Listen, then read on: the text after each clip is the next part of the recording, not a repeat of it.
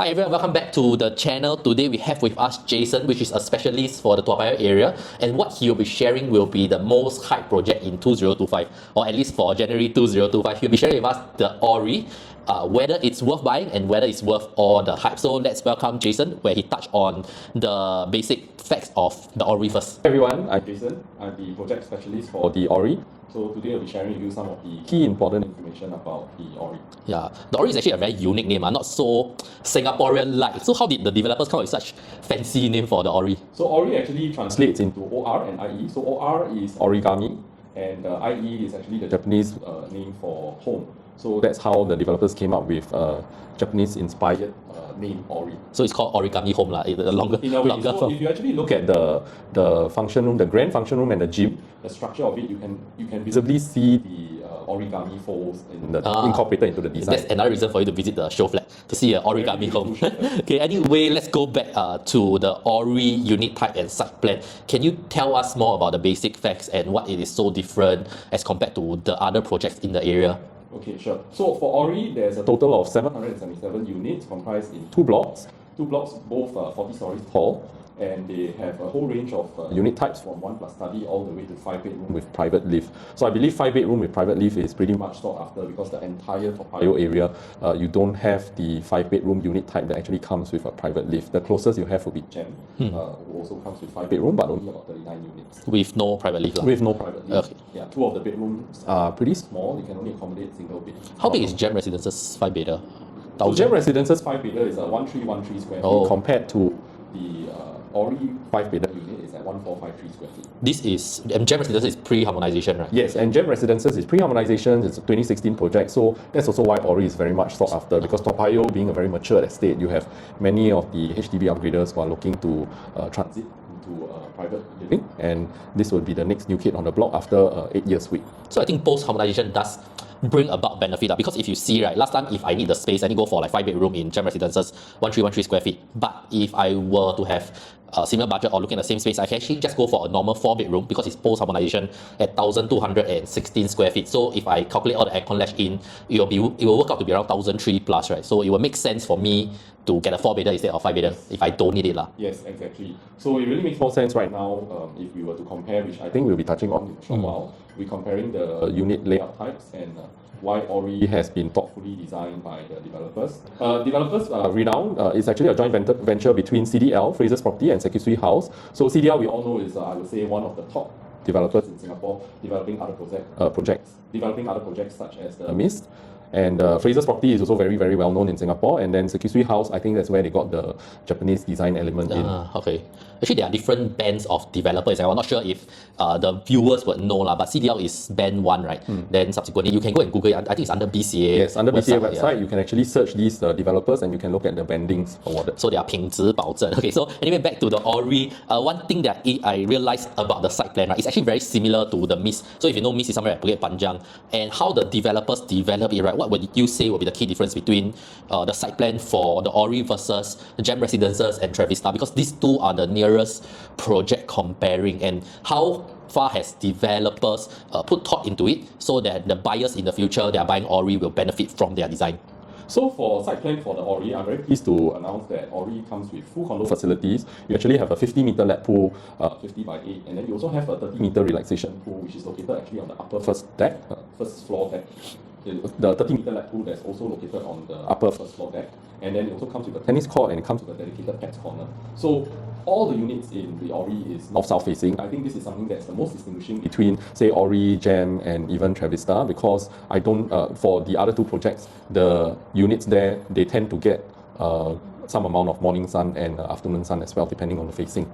So also to note is that Orie, whilst it is located just beside Gem Residences, developers have very thoughtfully orientated the block such that you will not actually be seeing the Gem Residences towers blocking your view. So essentially you get very unblocked views for all the units in the Orie. So actually the developer do put thoughts when it comes to designing the condo design itself. Exactly. Because if you look at, based on my past experience, like if you look at Sengkang condos or even HDB, they are very close to each other. Yes. And sometimes it's very gao that you can look into your neighbor unit, because that means, right, they can look into your unit as well. Exactly. So they tilted the design in a way such that it's not only north-south orientation, it also faces you away from your neighbor lah. Yes. So essentially, the two blocks, the developers have done it as best as they can. The two blocks are as far as they can, as far apart as they can, as wide apart as they can as well. So we'll show you the site plan on screen. You can see that actually majority of the units, even the smaller unit types, they all enjoy pretty much unblocked views. Yeah.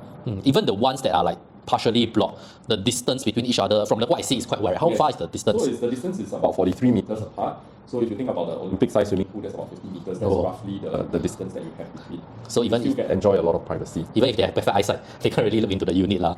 Okay, the other thing interesting which I noticed is the unit mix. For this developer CDR for the Orie, right, they didn't choose to focus so much on the smaller unit this time round. They don't even have a 1-bedroom, it's just a straight 1 plus study.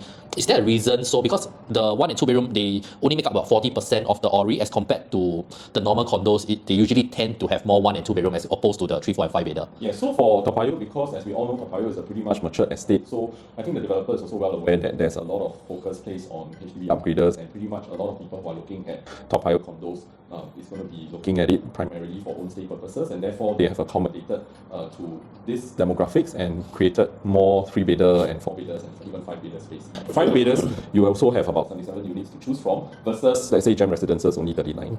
So I believe they are focused on what they believe, the sentiment on the ground. People that are buying this are people that prefer size for their families over investment of their 1-bedder and 2-bedder, which we will touch on later as well, because the entry price will be another thing that we will factor in as to whether it's worth buying into a 1 plus study or 2-bedroom, 1 bath, and if not, are there other better alternatives? That's for the introduction of the Orie. If you need more information, we can always just send you the e-brochure, or you can arrange with us to come down and view the show flat, which, if we haven't mentioned yet, you'll be launching on 3rd of January. Both of us can give you the access to the show flat viewing. Most likely you'll be crowded, so try to avoid the first 2 weekends, the first 2 days of the weekends. Yeah, so next on, we will touch on the transformation. A lot of times, if you go to show flat or if you are looking at agents' educational video, they always talk about transformation of the area. Like, Singapore is so small, but everywhere is undergoing transformation. So that's one thing which I am always more sensitive about, because if I were to look at the master plan, right, just sharing my thoughts lah, there is transformation, but it's not that this transformation will bring about more value or enhance the value of Toa Payoh, because the transformation which I see over here, right, is like new nursing home, refresh community center, rebuilding of the sports hub. The only thing which I feel will bring in more value might be the new MRT station, because it enhances the connectivity of the place itself and might bring up a boost in value for the Orie. Other than that, I don't see any major transformation that will push Orie price even higher when they want to exit in the future. I'm not sure what you think about it. So I think for the Orie, we are not so heavily focused on transformation, but more of the fact that in Toa Payoh itself, currently there's a severe undersupply. If we look at the entire Toa Payoh area, there's just 5 condos, including the Orie, for HDB upgraders. And we all know that Toa Payoh is very densely populated with a lot of HDB blocks, especially since now we also have the new Toa Payoh West region, where we foresee that in future there are going to be several land plots there that most likely would also have newer HDB clusters coming up. So over time, we do see that instead of looking at the transformation, we look at whether these HDB upgraders who are looking to move into private would be able to afford the prices that Orie will be commanding. So am I right to say the prices for Gem or Travistar is a very old condo, right? Yes. But the prices have still been appreciating. Yes. It's because of the limited supply option in Toa Payoh itself. Exactly. So for HDB upgraders, and I believe this is one of the reasons why Lentor and Chuan Park perform so well, because people cannot buy Toa Payoh and the launches are all over Toa Payoh, so they go and purchase like Chuan or Lentor area instead. Yeah. Because of, if given a choice, right, people would have chose Toa Payoh over those 2 areas, right? They are still developing, I would say. Yes. So actually in the recent new launches, we did a study based on the number of people who place checks, and it's interesting to note we split the checks collected across all the districts, and we noticed that District 19 has actually the most number of buyers looking to buy into the new launches. So therefore, you can also understand why when it came to Chuan Park, we have a very high percentage sold on launch weekend. And even for EOK, when we did Emerald of Katong, when we did the check collection breakdown, we also noticed that the D19 people, they do not mind looking at D15 as an area that they would like to move into. So we do see a good number of D19 people looking at the Emerald of Katong as well. So likewise for Orie, because Orie is located in District 12 and is actually very close proximity to the D19 region, and Serangoon is Serangoon Hougang area, that's actually a very, very large area. So we will expect a high number of buyers who previously didn't manage to find something they like at Chuan Park or Emerald of Katong. They would most likely also be looking now at the Orie. So most likely they are all the HDB upgraders lah. Yes, and maybe even the private, where the parents, the children have lived with the parents, and then now they're looking for their own place. Okay, so Jason, now we talk about the more technical part, which is the more serious part, which is the layout of the Orie. I believe there are quite a number of layout over here. One plus study is not really shown because I think both you and I agree that if you are buying for investment, one plus study is something that we will avoid. But if for emotional reasons you are buying for own stay or budget limitations, this is the one plus study you can consider. But we wouldn't advise so much on our clients to go for the one plus study, so we will start to introduce the layout starting from the 2-bed 1 bath. Yes, so in total, I will break it down for you. There are 2 blocks I mentioned, 40 stories tall. So for every single layout type, there you can find them in both blocks, either north or south facing, save for the 3-bedroom dual key that's only available in one of the stacks, and the 4-bedroom plus study. Okay, so for the 2-bedrooms unit type, you have ranging from 2-bed 1 bath, 2-bed 2 bath, 2-bed 2 bath premium, and 2-bed 2 bath premium plus study. Alright, so breaking it down for the 2-bedders, I really like the 2-bed 1 bath. I think a lot of people would prefer not to go for 2-bed 1 bath because you only have 1 toilet and you need to actually share this with guests. So people tend to try to avoid this layout. However, for the Orie, if you are budget constrained and you are looking at a 2-bedder, then the 2-bed 1 bath is actually very ideal and a very strong selling point in the future resale market. Why do I say this? If you examine the 2-bed 1 bath layout, you'll notice that for the kitchen, you actually have a window, and it is its own little enclosed space.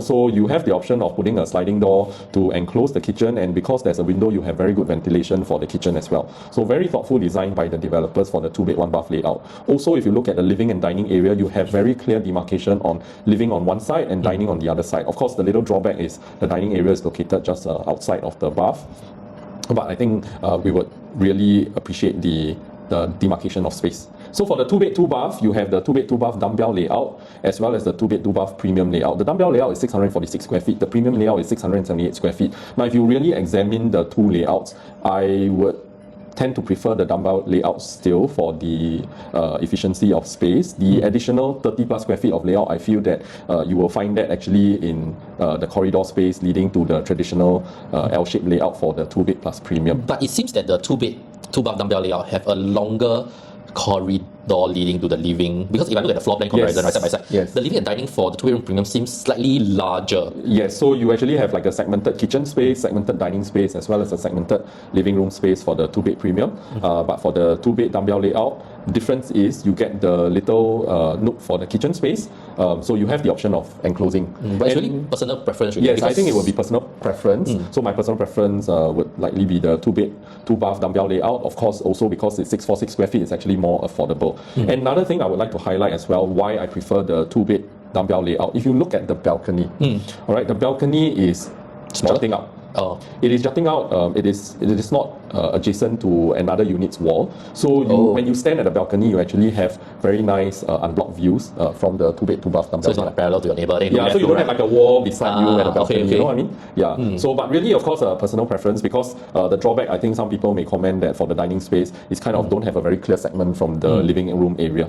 But all these are small details that people do tend to miss out if they go to the show flat. Yes. Because not many people. Which one is the show flat layout that they will show? So the show flat layout is going to be the 2-bed premium plus study. So that gives you an idea of, it will be very similar, of course, to the 2-bed. So the smaller 2-bed dumbbell those that layout. are looking for the more traditional convention, they have to take note that the balcony will have the wall, which will obstruct your view somehow. Yes, and I think more importantly also, from a very price sensitive point of view, because the Orie is 40 stories tall, and if we look at just to talk a bit about the pricing, if we look at a per floor jump of about 10,000, then you'll notice that a second floor unit and a 40th floor unit, you may be looking at a gap of easily 300,000 to 400,000. So if you buy a 40th floor 2-bedroom, maybe you can buy a compact 3-bedroom at the second floor. Exactly, and if likewise, if you are already paying so much for the 2-bedroom premium 678 square feet, then why not even consider going for the slightly lower floor but 2-bedroom premium plus study? Actually, no budget constraint wise, the 2-bedroom plus study looks the best lah. Yes, the 2-bedroom plus study is really you can see at the show flat. I'll be happy to show you the place. The 2-bedroom plus study, I think I'm really impressed when we move into the kitchen area. You have countertop preparation space, you also have cooking space, and the space in between the front and the back portion of the kitchen top is very comfortable to fit 2 people, one cooking in front and one cooking behind, one preparing the food in front. Okay, so that's for the 2-bedroom itself. So for 2-bedroom itself, there's already 4 different layouts, Yes. and it really depends on your objective, whether you're getting for own stay or it's for investment purposes, and of course budget constraint. Yes. Yeah, personally, I think you like, from what you mentioned, like dumbbell layout most lah. For me, if there's no budget constraint, I love the 2-bedroom premium plus study. Oh yes, if there's no budget constraint, I would love the Yeah. 2-bedroom premium plus study as well. Of course, the study is very functional. You have an aircon in the study area, and the space is large enough for you to fit, a study or a Murphy's bed in case you have You a have a helper or you have guests, you want to turn into a guest space. It also as a storeroom, I would say. Yes. If you have a lot of things lying around. And one thing good is the bedroom too, from what I see, is a Jack and Jill concept for the bathroom. Yes. So your guests will have to enter into the bedroom to go to the toilet. That's so right. more privacy in a sense lah. That's right. So even for the common bedrooms, and the common bedrooms at the Orie are generally quite generous. They are about 8.7 to 8.8 square meters. So if you look at the current projects in the market, like some of the neighboring projects, the bedroom sizes are actually 8 square meters or even lesser than 8 square meters. Actually, if you are lesser than 8 square meter, you can only put in like a single bed, right? Exactly. That's all you can put in a cabinet, and that's all. Exactly. So here you have the option, and you can see from the show flat units, the developers have also shown that if you do put a single bed, you still have a lot of very comfortable room to place a study table, a good sized study table, and a good space for living. Okay. Then what about the 3-bedroom? 3-bedroom, they are like So for three different layouts. for the 3-bedroom, there's actually the 3-bedroom compact. I'll call it the compact layout, 850 square feet for those who are budget conscious, and also I think likely the investors will be targeting this unit type. And then for own stay wise, you also have the 3-bedroom premium 1023 square feet, 1044 square feet, and you also have the 3-bedroom dual key unit, which I'll touch on as well. So for the 3-bedroom compact, again, the developers are very ingenious in their layout. You can see here, they have done it in a dumbbell sort of layout way, and there's, even with 3 bedrooms, A store. there is a storeroom located at the kitchen area. The kitchen is enclosable, and you notice that there's actually no walkway space to any of the bedrooms. Oh, okay. Yeah, so 850 square feet, no walkway space, wasted walkway space, and this is post-harmonization, no aircon latch space being factored in. Your 850 square feet is going to be very affordably priced, and I can see that it's going to be very hotly contested. Actually, this is not commonly seen in all the new launches, because usually for like a dumbbell 3-bedroom, right, one of the room will be at one side, but the other 2 rooms will have a walkway You will space. still have a small walkway L shape, the typical L shape leading to the next 2 bedrooms. So this 850 effectively is much bigger because of the efficiency of the space usage by developer. Yes, and I don't think in today's market, the newer launches, of course, you will be able to find a 3-bedroom type that comes with a storeroom which is of this kind of size. I know that there are some projects, they do come with a small storage space, but definitely for 850 square feet, you're not going to find a bomb shelter nor a sizable storeroom like this. Okay, but one thing which I feel, I don't know why they designed this way, but personally, one of the setback I feel for me as a buyer, one thing I would consider, even though the layout is good, right, what could be better maybe is the common bathroom, right, can be in between both the third and second bedroom, because it's very awkward that the third bedroom had to go down all the way to the entrance to use the bathroom. If they put it in the middle, it would have been ideal if they put it in the middle with a Jack and Jill door, and then both bedrooms seems to have an attached bathroom. I think that would have been a very ideal kind of layout. Of course, everything, if you have more money, you can buy a better layout. Yes. But then again, this layout, it's not commonly seen, but it's a very good layout. Only setback is the toilet, which I mentioned. Yes, and I think quantum price, because it's only 850 square feet, it's going to be very attractive to a lot of even the own stay buyers as well. So small families or even investors with slightly larger budget, they can upsize to a 3-bedroom type as well. Okay. Yeah. So for the 3-bedroom premium type, actually both are identical, more or less identical in terms of the general layout. I would see the only difference would be, do you want more privacy at the entryway or less? You don't need so much of the private space at the entryway. So again, for me, I would say ideally I would go for the 1023 square feet versus the 1044 square feet. Why? Because if you notice the 1023 square feet, of course, lesser square feet means more economically priced, but also take note that the 1023 square feet is south facing, so you're going to get very nice CBD views, firework views on festive occasions, and likelihood the developers will also tag on a premium for this. But because they tag on a premium, but at the same time it's a slightly smaller unit, so you actually will end up with very comparable prices to the 1044 square feet. So in terms of price point, these two would be about the same. It's just whether you want a good view, but even good view, you need to be of a certain level or height, right? So interestingly to note, and we can show you the floor plan or the site plan as well, the buildings that are in front of the south-facing units are actually low-rise, and we do have the drone views. Anything that is in fact 20th story and above, you already get very nice unblocked views. So most likely, if buyers balloting day, they are expecting a price jump from 20th floor and above. Yes, so you don't really need to go all the way up to 30 plus in order to get that very nice unblocked view. In fact, the drone view 20th story view is already very, very good. So you still can't need a balloting luck lah. But of course, you still have to place a check first lah. But other than that, the rest of the layout seems quite traditional. Yes, traditional L-shaped layout. Of course, take note that because it's a 3-bedroom premium type, then you get proper home shelter either for the helper, or if not, then you can use it as a storeroom as well. Okay, and then take note also that there is a third toilet in the kitchen area for the helper. Then the interesting one. So the interesting one would be, of course, the 3-bedroom dual key type. So for 3-bedroom dual key type, this is at 1130 square feet. So if I can simplify it, it's more of like you are doing a 1-bedder and a 2-bedder combined together. 2-bedder being L-shaped, 1-bedder it actually comes with also a nice pantry area with your own dedicated washer, dryer, and so on.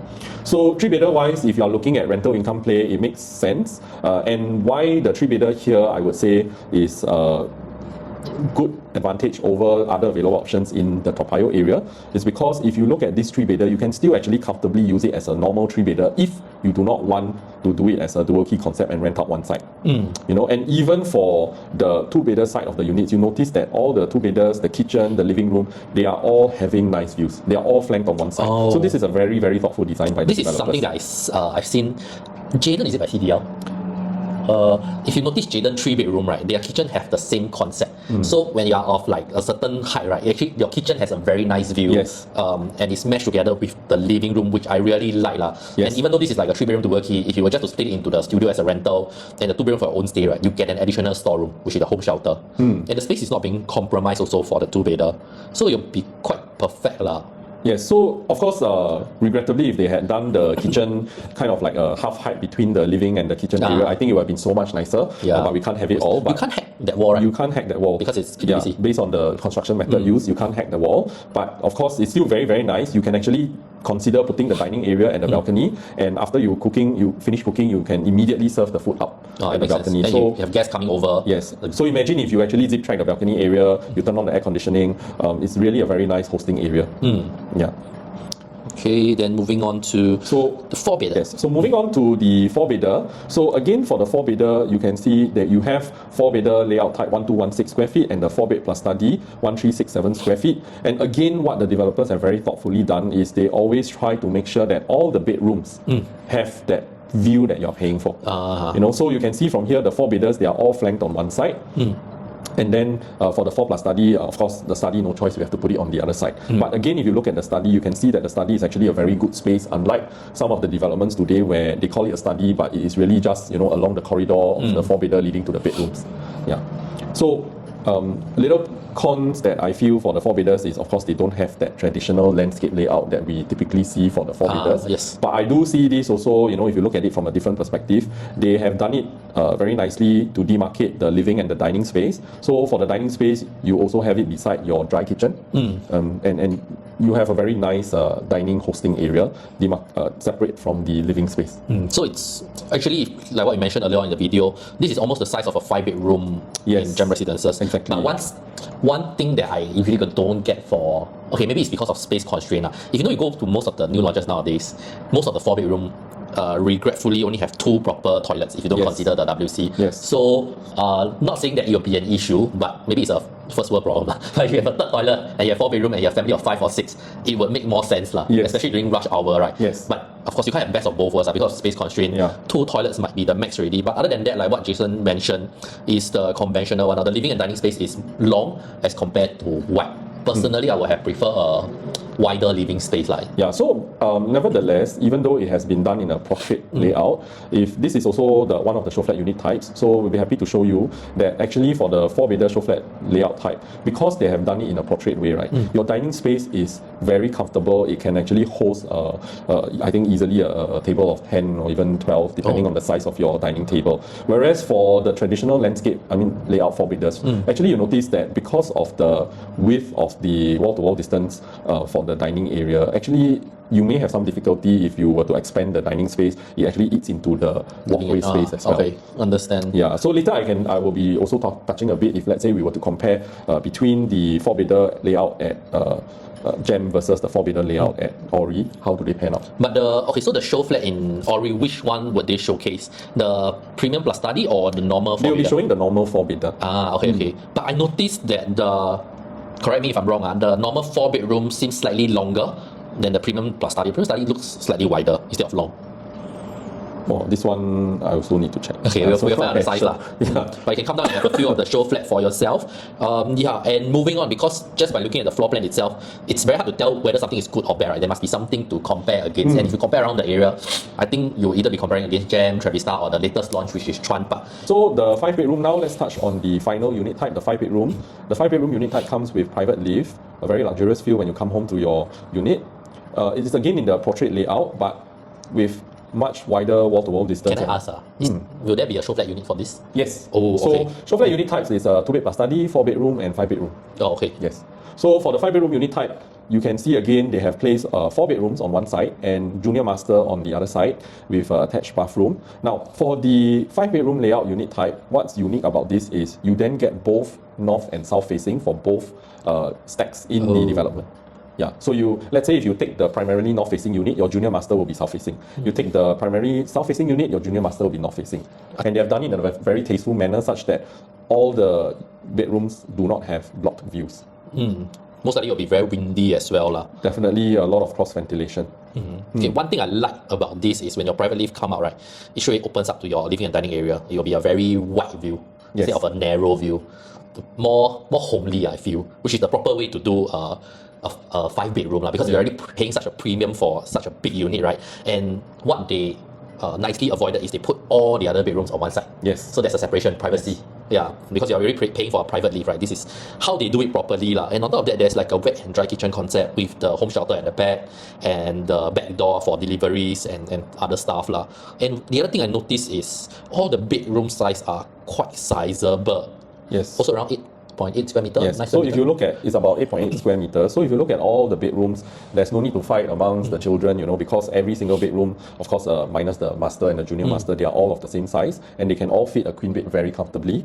Then even for the master bedroom, right, if they want to build additional cabinet space, example, if the wife got a lot of things they want to store, it's also possible, right? It's also possible. So a point to note is that for the master bedroom, for the 5-bedroom type, unit type versus the rest of the unit types, of course, because you're paying so much, you also get a much larger master for the Orie.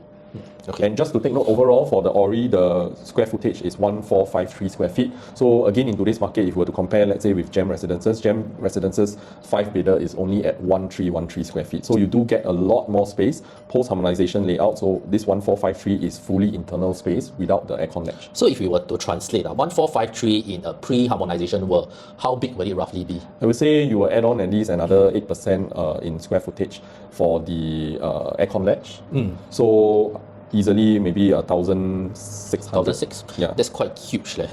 Interestingly, before we start the video, Jason actually shared with me Jetscape. Okay, for those that think that big units, high quantum, nobody buy, he just told me a Jetscape unit just sold for what, 11 million? 10.15 million. And how much did the owner buy it for? So the owner only bought this unit at about 5+ million 5 years ago, and then now it's been sold for about 10+ million. So although there is a traditional thinking that if you have so much cash on hand, you should be looking at landed, but not everyone prefers to live in the landed because there's a whole set of its own issues to handle as well. So the shift, there's a shift in mindset from the traditional parents generation where if they have like 4-5 million, they go and buy a landed, as opposed to now where you see more younger families or what, they prefer a single floor plate, bigger living space, maybe because of lesser upkeep or they prefer facilities. Yes. So this is something to take note of, to not have a mind block when it comes to big units in a condo. Yes. So in fact, if we look back at Chuan Park and Emerald Katong and even Nava Grove, especially in particular for Nava Grove, because it's located in very close proximity to the T10 area, developers are very mindful of the current big units, the current living preferences of the current demographics. We noticed that the 4-bedders, both Chuan Park and EOK and even for Nava, they all move at a very fast pace. They do not move slower than, I would say, even the 3-bedders or sometimes the 2-bedders. I feel, my own personal observation, I feel developers are placing more emphasis on designing the bigger units as opposed to the smaller units, because smaller units, no matter how you design, is just that few configuration. Yes. But for the bigger units, especially 4-bedroom in Nava Grove and EOK, I feel both of these are really very well thought out and designed to accommodate to people buying into bigger units. And most of the times for areas like these, right, more developed areas, right, surprisingly, the ones to go first are the bigger units. Yes. So what's also interesting to note, because I was there personally at the Chuan Park launch weekend, I noticed thankfully, I was also quite lucky. So my client was one of the mine's first very 100 lucky. plus. Mine was one of the first 100 plus. So, but prior to that, it was all the VIP who was doing their purchases, and I was looking at the sales elevation chart. So interestingly to note, for something like Chuan Park, and even for EOK, I noticed that as well, is that the larger unit types, the 3 and the 4 bedroom unit types, the 3 bedroom premium, the 4 bedroom unit types, they were selling from high floor downwards rather than from low floor upwards. Because of own stay lah. Yes, because I think a lot of these buyers, they are looking at own stay and they want the view. They don't mind paying that high PSF for the view. But I think this will also cause an issue in the future, right? Because okay, firstly, replacement cost is high. But because replacement cost is high, people that buy big units, they buy with the intention not to flip, but to stay for the longest time. Yeah. And one of the reasons why EOK and Nava Grove and Chuan Park, the big units sold so well, because in the surrounding area, there's really not much resale big floor plates they are selling. For example, my buyer, she had like a 4.2 million budget, looking for a big floor plate in the District 15 area. And I always think that 4 million can buy a lot of things, right? But when I go into resale market in D15 with her requirements, right, the only thing that I can buy right over there that is within the 4 million range, sadly, is actually only Emerald Katong. The next one, which is a 99-year lease, will be Silver Sea, but we cannot buy a 4 bedroom. We can only look at a 3 plus study. And Silver Sea, if I'm not wrong, is already like a 15 years condo. And we actually offered 3.9. The owner, the seller rejected. 4 million, the seller rejected. So it's not so much of a point that 你有钱你就买得到大间的. And why developers are so focused on, like just like I mentioned, the unit mix for the Orie, they're so focused on the bigger units because they know all these units sure go one. And if you look at EOK now or Chuan Park, all this, the remaining one, like for EOK, there's only like 5 units remaining of 1 plus study. So this is something to consider because when you're selling, I'm just jumping the gun here, but if you're selling in the future in the resale market, will the consumer behavior be the same as in today's market? Because 1 and 2 bedroom, there's so many in the market, but 3, 4, 5, especially those that are very efficiently designed, maybe 真的是比较难找. And it's really a premium. So if you have the affordability and the budget to buy, why not get something slightly bigger? That's just how I feel and how I always advise my clients lah. Buy with the intention to stay, and the money will naturally come for that. Okay, so to wrap things up, right? What is an acceptable price point to enter in for the Orie, or rather, if I were to put it in another way, right? At what price will you walk away and ask your client to not buy a unit there?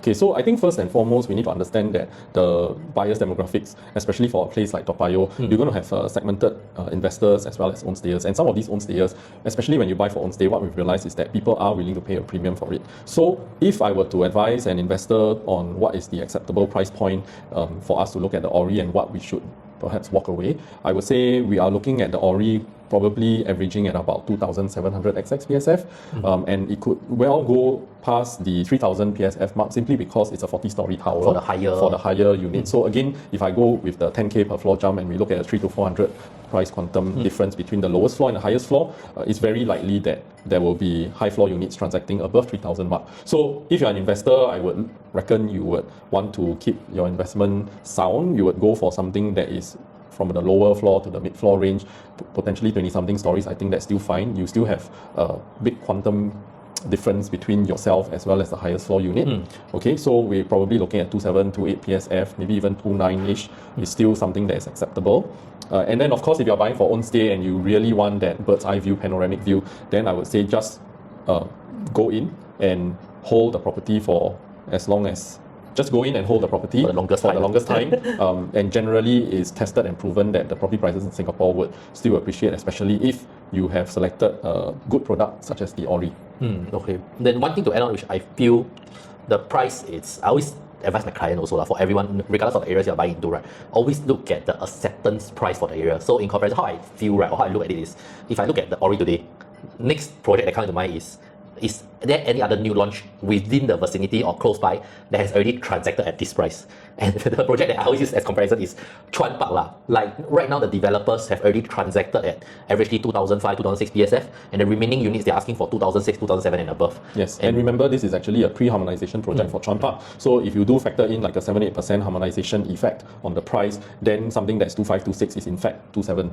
So if you were to look at in terms of quantum play, meaning the overall price of the project, let's say for a 4-bedroom, or 5-bedder, the 5-bedroom in Chuan Park, they're already asking for like 4 million, 4.1 million. Whereas if you get something in the Orie, it will be starting from like 3.9 million. So in that sense, in that comparison, throughout from the 1-bedroom all the way to the 5-bedroom, right? People are already accepting Chuan Park to be this kind of pricing. So the likelihood of people accepting Toa Payoh, which is in a more central area with more $1 million HDB upgraders, I would say that is actually a pretty safe entry price. But then again, like you say, anything above 3,000 is not tested and proven.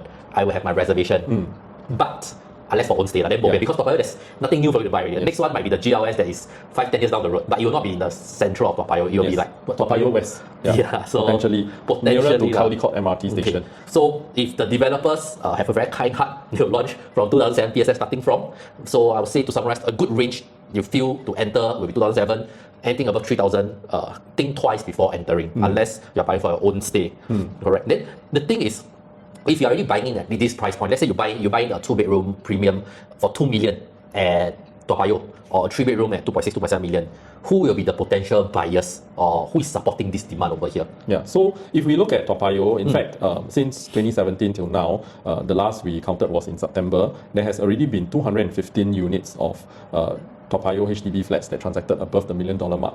Okay, and if I do a simple breakdown for the cash proceeds received by these buyers, okay, potentially you're looking at the cash proceeds in the region of about 600,000. Okay. So if I factor the cash proceeds of about 600,000 plus maybe CPF, both of them, husband and wife, have accumulated about 180,000 worth of CPF funds, you are looking at a buyer with financial capability of about 780,000 of cash plus CPF.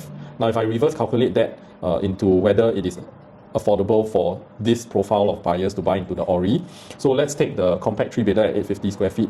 If you are looking at 2006 to 2007, assuming you are lucky enough to get the lower floor or the good ballot number to get the lower floor units, potentially you're looking at a $2.2+ million for the 3-bedroom unit. And if it is at $2.2+ million, then the initial cash outlay we are looking at is, so if you're looking at a 3-bedder unit priced at about 2.2 plus to 2.3 plus, the cash plus CPF amount that you need plus stamp duties taken into account, factoring is about 29% of the total value of the house. You're looking at about 650 to 700,000, which is well within the limit of what this profile of husband and wife has cashed out from their $1 million HDB flat in Toa Payoh, as well as the accumulation of CPF. So this is the secret of buying without touching your savings. Yes. You need to get a $1 million HDB first. Yes. And one thing to highlight, which is being mentioned here, is if you want to profit like just 300,000 in the future, right, even if you to sell at 2.5, 2.6 million, the down payment, including stamp duty, right, is only at $734,600. Yes. It's still well within what you earn from your $1 million today HDB. without factoring in any savings. And in terms of the $1 million HDB flats that we are looking at, in fact, we are only looking at the Toa Payoh area. But as you all know, recently also in the news,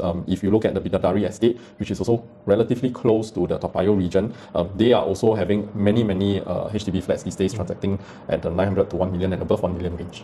I think 1 million will be the norm for Toa Payoh moving forward. Not really the average, but the lower end of the average, because most of them would be asking for like 1.2, 1.4 million in the future. And if they were to upgrade when they sell their HDB at this kind of pricing, right, it will be an even bigger amount for them to down pay. So down payment is one thing. Then the other thing is whether they have the ability to service the loan or not when they downpay the unit. Because let's say they can downpay at 780,000, they can buy something at 2.2 million. But what about the affordability of the Singaporeans over there? Recently I just had two investors investing into one of the new launch projects, and based on their affordability calculator, if let's say your combined income is about 15,000, actually the bank is able to loan you up to 2-point-something million. So it is actually very doable today in today's terms to afford something, if it's on a dual income basis, to afford something at 2.2 to 2.5 million range. That's on top of the down payment that they have. Yes. So looking at this research that we have done, right, to add on to your point, there are about 38,000 households in the Toa Payoh planning area, and more than, I would say, 30% of them are earning more than $15,000 per month, and more than 20% of the population is earning more than 20,000. So to put things into perspective, if you earn on average 15,000 household income, you can buy something around $2 million. If you earn at around 20,000, you can buy something upwards of $3 million. So all these are actually like supporting the Toa Payoh prices, especially the new launch prices in that area. If you recall, actually also earlier this year, there was a news article of Toa Payoh HDB that hit record high prices. Of course, the record was subsequently overtaken, but they actually managed to hit about 1.5+ million as well. Yeah, I believe 1.6, 1.7 wouldn't be an issue moving forward, especially when there are like so many more MOP units coming up in the next few years, right? Yeah, based on the HDB planning area, there are potential of 13,000 HDB fulfilling their MOP in the next 10 years, just for the Toa Payoh planning area itself. So this will be your part of your exit strategies, lah. Correct. Yeah, and 13,000, if only 10% of them upgrade, is 1,300 units. And if they all want to move to Toa Payoh, Toa Payoh don't have so many units. Yeah. Also, not forgetting I mentioned earlier, which is the D19 area people, they are also willing to consider Toa Payoh because actually D19 is, I would say, in a very close proximity to District 12. Yeah. So we're going to foresee Orie having a spillover effect from the previous launches, Emerald Katong, Nava Grove, as well as Chuan Park. For buyers who didn't manage to get their choice units from those projects, likely will also spill over here. Plus, coupled with Toa Payoh dwellers who intend to buy back into Toa Payoh. That's very true. Actually, it's rather scary, right? Because at the start of year 2024, the sentiment for the market is low, interest rate is high, blah blah blah blah. Then suddenly Chuan Park came, Nava Grove came, Emerald Katong came about, and they were like a total of 2,000 units. Is it? Slightly more than 2,000, maybe 3,000 units, but the number of check placed is like 3-4 times. Yes. Of so many times oversubscribed. So many times oversubscribed. So it's not a matter of the project is expensive or the market is bad, but rather is there a good product in the market for people to consider to purchase. And personally, what I feel Orie is one of the best product in the recent years at a very central location with limited supply. So to sum up this video, floor plan for Orie is fantastic. Price point is to be determined. Limited transformation, but it's backed by very strong developed area with potential $1 million HDB upgraders. Yeah. So if you ask me whether HDB the Orie can buy or not, my answer is yes, but I will not buy the 1+ study. And I feel it will also be an almost sold out project because of market sentiment shifting and a lot of buyers feeling left out, not getting Chuan Park, Emerald Katong, and Nava. So 2025, this is the first project that will be launched. It will be a very exciting launch on 3rd of January, all the way till 17th of January, which is the balloting day. If you would like e-brochure or more detailed analysis based on your personal situation, do hit me and Jason up. We'll put our contact number over here, and we'll be more than willing to share with you more about the market sentiments and the Orie as well.